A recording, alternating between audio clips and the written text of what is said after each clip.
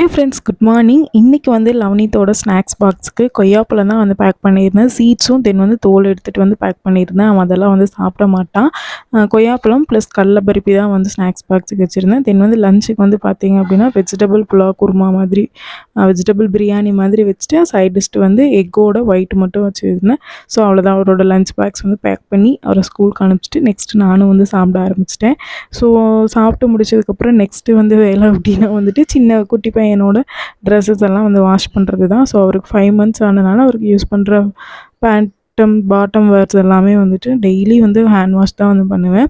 So இன்றைக்கி நம்மளோட நெரட்டோ தென் Dora வந்துட்டு விளையாடிட்டுருக்காங்க. ஸோ அதனால சும்மா அந்த வியூ வந்து காமிச்சோம் அப்படின்னா கொஞ்சம் ப்ளசன்டபுளாக இருக்கும்ன்ட்டு காமிச்சிருக்கேன். தென் வந்து பார்த்தோம் அப்படின்னா நம்ம தர்பூசணி செடி வந்து வச்சுருக்கோம், கொடி வந்து வச்சுருக்கோம். அது கொஞ்சம் வந்து காய் பிடிச்சி கொஞ்சம் பெரிய சைஸில் இருக்குது. ஸோ இது பெருசாகும்போது எப்படி இருக்குன்ட்டு பார்க்கலாம். துணியெல்லாம் வந்து நான் மாடிக்கு எடுத்துகிட்டு போயிட்டு ஒன்றா வந்து ஊற வச்சு துவைக்க ஆரம்பிச்சிட்டேன்.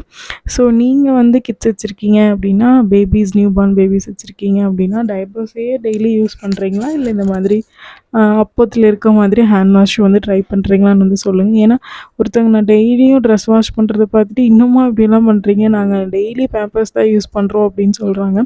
ஸோ அது எந்த அளவுக்கு ஹெல்தின்னு எனக்கு தெரில. எனக்கு தெரிஞ்சு வெளியே போகிறோம் அப்படின்னா தான் மட்டும்தான் வந்து என்னோடய 2 பசங்களுக்குமே வந்து பேம்பர்ஸ் யூஸ் பண்ணிகிட்ருந்தேன்.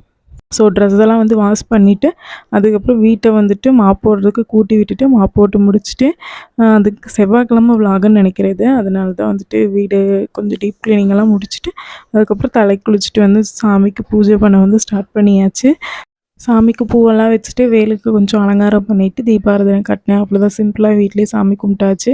காலையில் பையனை பெரியவனை ஸ்கூலுக்கு அனுப்பிச்சிட்டு சின்ன பையனோட ட்ரெஸ்ஸெல்லாம் துவைச்சிட்டு அவனை குளிக்க வச்சுட்டு நம்மளும் குளிச்சுட்டு சாமி கும்பிட்டோம் அப்படின்னாவே வந்துட்டு ஆஃப்டர்நூன் லஞ்சே வந்து ஆயிடுது. டெய்லி இதே மாதிரி தான் ரொட்டீன்ஸ் போயிட்டுருக்கு.